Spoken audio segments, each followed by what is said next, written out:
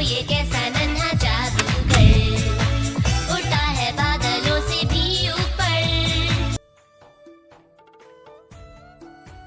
कांताबाई नंदिनी के यहाँ झाड़ू पोछे और खाना बनाने का काम करती थी। उसके पति की मौत बहुत पहले हो गई थी। कांताबाई का एक बेटा था दीपक। दीपक इस साल 10वीं की परीक्षा देने वाला था। दीपक मन लगाकर अपनी पढ़ाई कर रहा था। वो कंप्यूटर क्लास में भी एडमिशन लेना चाहता था ताकि वो अपनी पढ़ाई और भी अच्छे से कर सके। इसलिए उसने अपनी माँ से इसके लिए कहा। एडमिशन में कुछ ज्यादा पैसे लगने थे। उतने पैसे कांताबाई के पास नहीं थे, तो उसने वो पैसे अपनी मालकिन नंदिनी से मांगे। लेकिन जैसे ही कांताबाई ने नंदिनी से पैसे मांगे, नंदिनी उखड़ गई।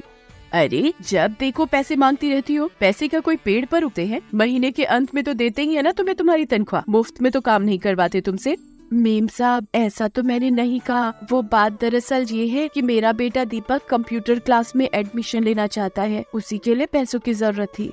नंदिनी ये सुनकर तो और भी आग बबूला हो गई। वाह वाह वाह वाह वाह, ये लो, इसे कहते हैं जेब में फूटी कौड़ी नहीं और सपने देखेंगे 5 स्टार में पार्टी के। देखो कांता, तुम्हें बुरा लगे या भला, लेकिन सच बोलने में अगर किसी को बुरा लगे तो मैं क्या कर सकती हूँ? मैं समझी नहीं मेम साहब।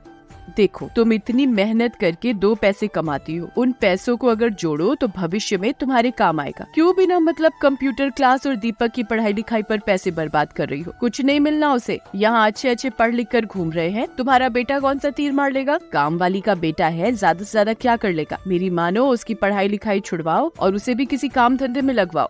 नंदिनी की बात शुरू में कांता को बुरी तो लगी, लेकिन बाद में उसे सही में ऐसा लगने लगा कि ज्यादा पढ़ लिख कर दीपक क्या ही कर लेगा। वो अगले दिन ही उसके स्कूल गई और उसके प्रिंसिपल से मिली। जी सर, मैंने बिल्कुल तय कर लिया है। आप उसका नाम स्कूल से काट दीजिए। अब दीपक आगे नहीं पढ़ेगा। कांता, आपको पता भी है आप क्या कह रही हैं?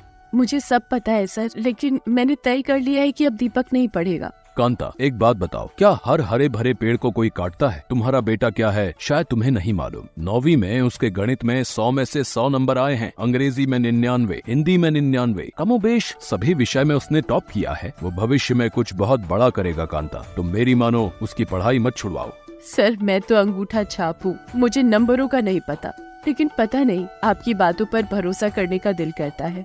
ये कहकर कांता वहाँ से चली गई। घर जाकर उसने अपना मंगलसूत्र बेच दिया, क्योंकि वो अब उसके किसी काम का नहीं था। कांता नंदिनी के यहाँ काम करती रही। दीपक ने कंप्यूटर क्लास में एडमिशन ले लिया। धीरे धीरे समय बीता। दीपक ने बोर्ड की परीक्षा दी। जब उसका रिजल्ट आया तो वो पूरे स्कूल में फर्स्ट आया था। नंदिनी को भी ये बात पता लग गई। वो मन ही मन बहुत चिढ़ गई। उसे लगने लगा कि कांता ने उसकी बात नहीं मानकर उसका अपमान किया है। खैर, उसने ये बात उससे कही नहीं, लेकिन ये बात उसके मन में बैठ गई थी। कुछ समय और बीता। इंटरमीडिएट में भी दीपक ने टॉप किया। वो ये बात अपनी माँ को बताने खुशी खुशी घर पहुँचा, लेकिन घर पर उसकी सारी खुशी आंसुओं में बदल गई। उसने देखा कि उसकी माँ बेहोश पड़ी है। वो उसे लेकर अस्पताल पहुँचा।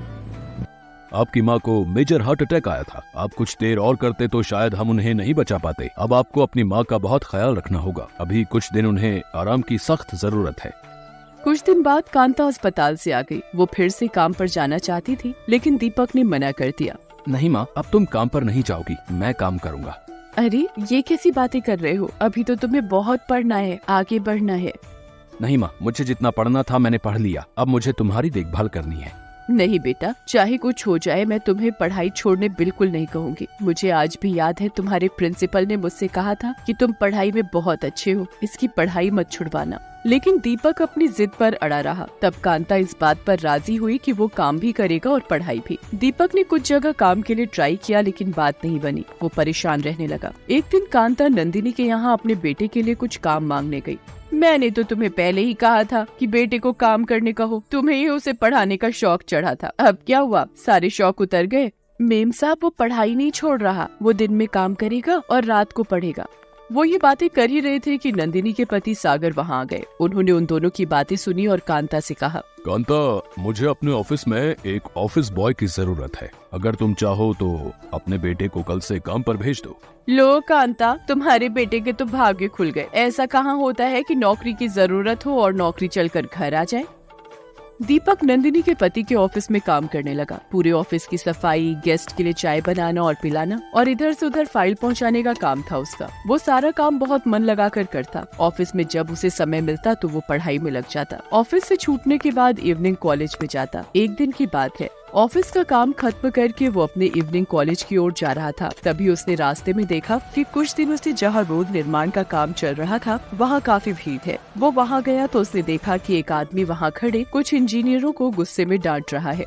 मैं बार बार कह रहा हूँ, लेकिन लगता है कि आप लोगों के दिमाग में ये बात नहीं घुस रही है। मेरे रहते हुए अगर करप्शन किया तो मैं बिल्कुल बर्दाश्त नहीं करूंगा। सुन रहे हैं आप लोग? तुम लोगों के करप्शन का खामियाजा जनता को भुगतना पड़ता है, लेकिन वो क्यों भुगते? तुम लोगों को भुगतना होगा। उसके बाद वो आदमी वहाँ से सड़क निर्माण के कुछ मटेरियल को उठाता है। क्या है ये है? इसमें मिलावट, उसमें मिलावट, हर चीज में मिलावट। इन सामग्रियों से सड़क बनी तो 1 साल भी नहीं टिक पाएगी। सरकार जब पूरे पैसे दे रही है तो अच्छा काम क्यों नहीं हो रहा है? हम यहाँ जनता की सेवा के लिए बैठे हैं, लेकिन लगता है तुम लोग किसी और की सेवा कर रहे हो। मेरे रहते ये नहीं चलेगा। मैं अभी के अभी तुम सभी को सस्पेंड करता हूँ। कल से यहाँ नई टीम काम करेगी और हाँ, तुम सभी लोगों के खिलाफ इंक्वायरी बैठेगी। वहाँ खड़े सड़क निर्माण से जुड़े इंजीनियर उससे माफी मांगते रहे, लेकिन उसने किसी की नहीं सुनी। थोड़ी देर में वो आदमी अपनी सरकारी गाड़ी जिस पर कलेक्टर लिखा था उसमें बैठकर चला गया। दीपक जब घर पहुंचा तो पूरी रात उस कलेक्टर साहब के बारे में सोचता रहा। उसने तय कर लिया कि वो कलेक्टर बनेगा और जनता की सेवा करेगा। इस बीच ग्रेजुएशन की उसकी पढ़ाई पूरी हो गई। उसने उसमें भी टॉप किया। एक दिन नंदिनी कुछ काम से अपने पति के ऑफिस आई हुई थी। दीपक उस समय खाली था, इसलिए अपनी पढ़ाई में लगा हुआ था। उसे पता ही नहीं चला कि नंदिनी कब आई। नंदिनी ने देखा कि वो किताब पढ़ने में मगन है। उसने सबके सामने ही उसे जोरों से डांट दिया। तुम यहाँ काम करने आते हो या पढ़ाई करने? तुम्हें हम काम के पैसे देते हैं, टाइम पास करने के नहीं। मेम साहब, वो खाली था इसलिए पढ़ने लगा। मुझे माफ कर दीजिए। ऐसा क्या पढ़ रहे थे, जरा मैं भी देखूं तो।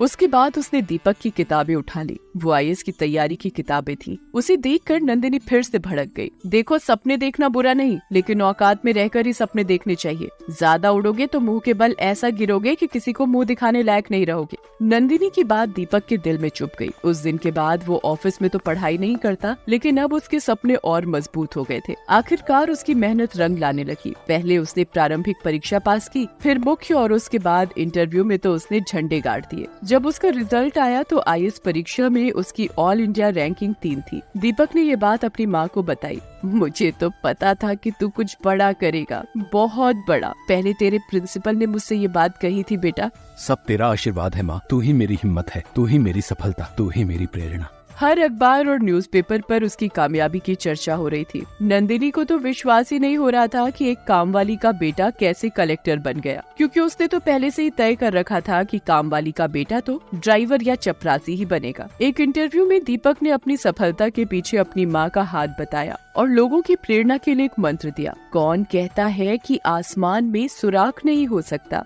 एक पत्थर तो तबीयत से उछालो यारो।